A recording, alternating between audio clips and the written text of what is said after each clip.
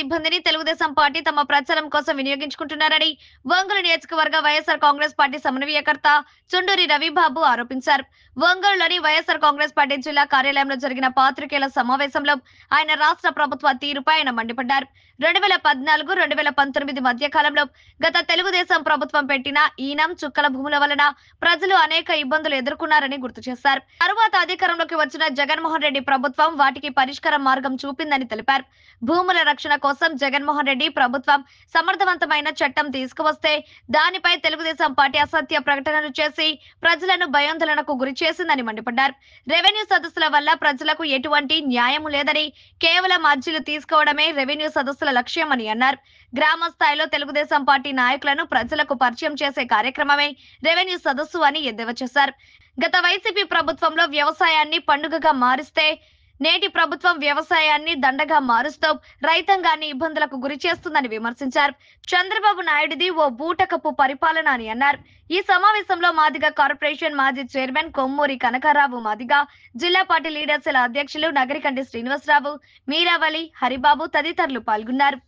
చంద్రబాబు నాయుడు ప్రభుత్వం రెవెన్యూ సదస్సుల పేరిట అధికారులని గ్రామాలకు తిప్పుతూ గత నెల రోజులుగా వాళ్ళకు ప్రోగ్రాం ఇచ్చి వాళ్ళ పార్టీ ప్రచారం కోసం రెవెన్యూ యంత్రాంగాన్ని వాడుకుంటూ ఉన్నారు. వాస్తవానికి తెలుగుదేశం పార్టీ ప్రభుత్వంలో 2014-19 మధ్యకాలంలో వాళ్ళ చేతకాంతనం వల్ల, వాళ్ళు పెట్టిన లిటికేషన్ల వల్ల రైతులు అన్యాయానికి గురై ఈనాం భూములని, చుక్కల భూములని 22A కింద పెట్టి జనాన్ని ఇబ్బంది పెడితే వాటన్నిటినీ జీవోలు ఇచ్చి పరిపాలన సులభతరం చేసి కలెక్టర్లకు అధికారాలు ఇచ్చి చాలా సమస్యలకి పరిష్కారం చూపించింది ప్రభుత్వం, జగన్మోహన్ రెడ్డి గారి ప్రభుత్వం. ఉదాహరణకు చెప్తా, ఇక్కడ మంగమూరులో సర్వే నెంబర్ 14లో 1 ఎకరా 70 సెంట్లు కానీ ఎకరం కానీ దేవాదాయ భూమి ఉందని చెప్పి 50 ఎకరాలు బ్లాక్ చేసి పెట్టారు. అంటే ఆ రైతులు 50 ఎకరాల రైతులు రిలీజ్ చేయించుకోవటం కోసం దేవాదాయ శాఖ చుట్టూ తిరగాలి. దేవాదాయ శాఖ రిలీజ్ చేయాలంటే ఆ డిపార్ట్మెంట్లో ఒకడు ఫైల్ రాయటం చేత కాదు, కమిషన్ దాకా పోవాలా, గవర్నమెంట్ దగ్గరకు పోయి రిలీజ్ అవ్వాలి. రైతుల్ని ఎందుకు ఇట్లా ఇబ్బంది పెడతారు? వాళ్ళ ఎకర మీద వాళ్ళు కొలతేసుకొని అంతవరకు సపరేట్ చేసుకొని ఒక నెంబర్ ఇచ్చుకుంటే రైతులు స్వేచ్ఛగా ఉంటారు కదా. బాధ్యత లేని ప్రభుత్వం బాధ్యత లేకుండా ఇరికించడంలో ముందుంటుంది. రెవెన్యూ వాళ్ళు కూడా ఈ తాళాలు వాళ్ళ దగ్గర పెట్టుకొని సమస్యలు సృష్టిస్తుంటే వాళ్ళకి 10 రూపాయలు ఇచ్చేవాళ్ళు వస్తారని చెప్పి వినియోగదారులు పీకు తింటూ కాలం వెళ్ళదీస్తూ ఉంటారు. అక్కడ ఏ రైతైనా ఆన్లైన్లో అప్లై చేసుకుంటారు, మీకు సర్వీస్ ఛార్జ్ కట్టి అప్లై చేసుకుంటే ఆటోమేటిక్గా విఆర్ఓ రికమెండ్ చేయాలా, సర్వే చేసి రిపోర్ట్ రాయాలా, ఎంఆర్ఓ దాన్ని అప్రూవ్ చేసేస్తే పనులు అవుతాయి. దానికి ఎంఆర్ఓలు ఓళ్ళ కిందకి వెళ్తున్నారో నాకు అర్థం కావట్లా. ఆల్రెడీ ప్రొసీజర్ అంతా ఉంది, మా గవర్నమెంట్ చేసి పెట్టింది. అసలు ఎక్కడున్నారా చంద్రబాబు, మీ ఈ తెలుగుదేశం ప్రభుత్వం? మీకు సచివాలయాలు ఉన్నాయి, ఆ ఏం పని చేస్తున్నాయో మీకు అర్థమవుతుందా లేదా? ఇదంతా బూటకం పరిపాలన నటిస్తున్నారు. ఈ పథకాలు ఇవ్వలేక వాళ్ళు చెప్పిన ఎలక్షన్ ప్రామిస్ ఫెయిల్ అయ్యి ఏదో నటించి ఏదో చేస్తున్నామని చెప్పటం మరి అభూత కల్పన. మీ రెవెన్యూ సదస్సులు నమ్మి ప్రజలు ముందుకు రాలా, వచ్చిన వాళ్ళకి దాటవేత సమాధానాలు చెప్తూ ఎంఆర్ఓలు పబ్బం గడుపుకుంటూ పోతున్నారు. ఓట్లు వెరిఫికేషన్ చేయించడం, సర్వేలు చేయించడం, పనులు చేపిస్తూ పిల్లలతోటి మానవహారాలు పెట్టి మానవహారాలని ఎండలో నిలబెడితే సురోదప్పి పడిపోయిన పిల్లలు, బడిపంతులు ఈ పని మానేసి మిగతా పనులు చూస్తునేసరికి ఈ ప్రైవేట్ ఎడ్యుకేషను ఈ రాష్ట్రంలో వేళ్ళునుకుంది. దాంట్లో మళ్ళీ ఆయన మనుషులు నారాయణ, చైతన్య వీళ్ళు కార్పొరేట్ విద్య, ఇదంతా ఒక మాఫియా, మనకు తెలుసు కదా, ఎడ్యుకేషన్ మాఫియా. దీన్ని ఈ మాఫియాని ఎదుర్కొందాం. ఈరోజు తెలుగువారు గర్వపడేటువంటి సంక్రాంతి ఒక పక్క సంబరాలు అనేటువంటి మన క్యాలెండర్లను చూస్తున్నాం తప్ప ప్రజలు ఎక్కడ కూడా సంతోషంగా లేరు. ప్రజలంతా కూడా సంక్రాంతి వాళ్ళ కళల్లో కానీ ముఖంలో కానీ ఆనందం కనపడే పరిస్థితి కనపడటంలా.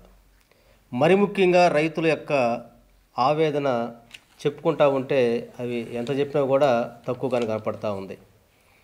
గత ప్రభుత్వంలో వ్యవసాయాన్ని పండుగ చేసి రైతులు గిట్టుబాటు ధరలు ఇచ్చి రైతు భరోసా కేంద్రాల ద్వారా విత్తనం నుంచి మొదలుకుంటే పంట కొనుగోలు వరకు ప్రతి సందర్భంలో కూడా మంచి విత్తనాలు కావచ్చు, ఎరువులు కావచ్చు, అన్నీ సకాలంలో ఇచ్చి సాంకేతికని ఇచ్చి రైతు కళల్లో ఆనందం కనపడితే ఈరోజు రైతులు మొత్తం కూడా సంక్రాంతి అనేది క్యాలెండర్లో చూసుకోవడం తప్ప వాళ్ళ నిజమైన జీవితంలో లేనటువంటి పరిస్థితి మనం చూస్తూ ఉన్నాం.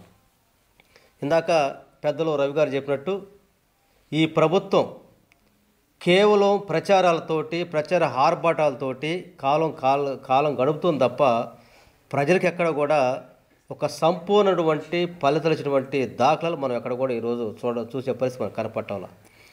పూర్తిగా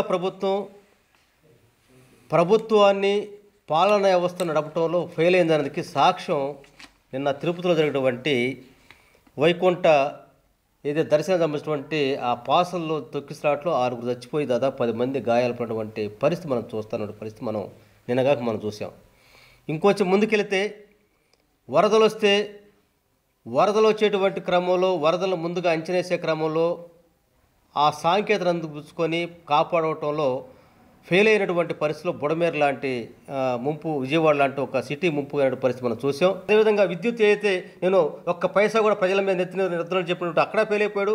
అంటే ఈరోజు మొత్తం కూడా ప్రజల్ని మోసం చేసి అధికారాన్ని హస్తగతం చేసుకొని కేవలం దాచుకోవడం కోసం పంచుకునేటువంటి విధానంతో కొనసాగుతా ఇది మొత్తం వ్యవస్థలు మొత్తం కూడా నిర్వీర్యం చేసినటువంటి పరిస్థితి మనకు కనపడుతున్నటువంటి నేపథ్యంలో ప్రజలు మొత్తం ఈరోజు మొత్తం కూడా ఒకసారి రీథింక్ చేసే పరిస్థితికి వచ్చేసింది. ఈరోజు అయ్యో మనం ఏదో పాలు ఇచ్చేటువంటి గేదెలు పెట్టి ఏదో దునం తెచ్చి కట్టేసుకున్నటువంటి పరిస్థితిలో ఉన్నటువంటి పరిస్థితి మనం చూస్తామని చెప్పేసి ప్రజలు మొత్తం ఈరోజు ప్రజల కళల్లో సంక్రాంతి సంబరాలు కనపట్లేదు, ప్రజల కళలో సంక్రాంతి ఆనందాలు కనపట్లేదు. ఈరోజు మొత్తం కూడా రైతులు కావచ్చు, కూలీలు కావచ్చు, మొత్తం కూడా గత ప్రభుత్వంలో జగన్మోహన్ ప్రభుత్వంలో సంక్రాంతి కావచ్చు, క్రిస్మస్సే కావచ్చు చూసుకుంటూ ఉంటే ప్రతి పండుగప్పుడు కూడా బట్టల షాపులు కళకళలాడుతూ ఉండేది, బంగారు దుకాణాలు కళకళతూ ఉండేవి. అదేవిధంగా కిరాణా షాపులు కళకళలాడుతూ వాళ్ళు ఆనందంతో పిండొంట్లు వండుకునేటువంటి ఆ కళగనపడేది ఈరోజు చూస్తూ ఉంటే పల్లెటూరుకి వెళ్తూ ఉంటే పండగ భోగభాగ్యాలు లేవు. కానీ ఈరోజు మొత్తం కూడా కేవలం ఆ ముగ్గురు మాత్రమే వాళ్ళ సంతోషం మాత్రం తప్ప ప్రజలు మాత్రం సంతోషం లేని దానికి ఎందుకంటే సాక్షి అని చెప్పి సందర్భంగా 1,00,000 మంది రైతులను సుమారు ఇబ్బంది పెట్టినట్టే కదా. అంటే నువ్వు ప్రజాకంటక వ్యవస్థ ఎవరు ఎట్టపోతే నాకెందుకు, ఏదో ఒక లిటికేషన్, నీకు అసలు పాలన మీద పట్టు ఉంటుందా ఉండదో అర్థం కాదు. నీ హయాంలో నువ్వు వేసుకిస్తావు, అధికారులు తప్పు చేస్తారు అర్థం కాదు. ప్రజాకంటకంగా ఉంటుంది నీ పాలన, ప్రజాకంటకంగా పాలన. మేము ఇవన్నీ 22 ఏది చేయాలంటే CCLAకి పోవాలా. CCLAలో ప్రతి రైతుది CCLAకి పోయి ఈ రాష్ట్రంలో కోట్ల మంది రైతులది ఎట్లా పరిష్కారం వస్తుంది?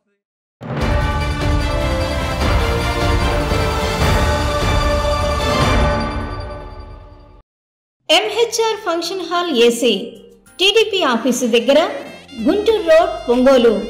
మీ ఇంటి వివాహాది వేడుకలు, నిశ్చయ తాంబూలాలు, రిసెప్షన్, బర్త్డే పార్టీలు, వ్రతాలు, బిజినెస్ కాన్ఫరెన్స్ మీటింగ్స్ మొదలైన అన్ని రకాల ఫంక్షన్స్ కు అత్యాధునిక వసతులు కలిగిన MHR ఫంక్షన్ హాల్ మీ ఇంటి కళ్యాణ వైభోగానికి మా అందమైన కళ్యాణ వేదికలో మీ ఆనందాన్ని రెట్టింపు చేసుకోండి.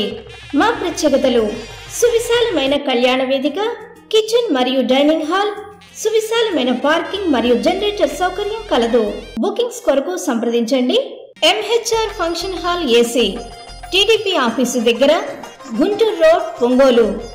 సెల్ 9440155768 81428 32186.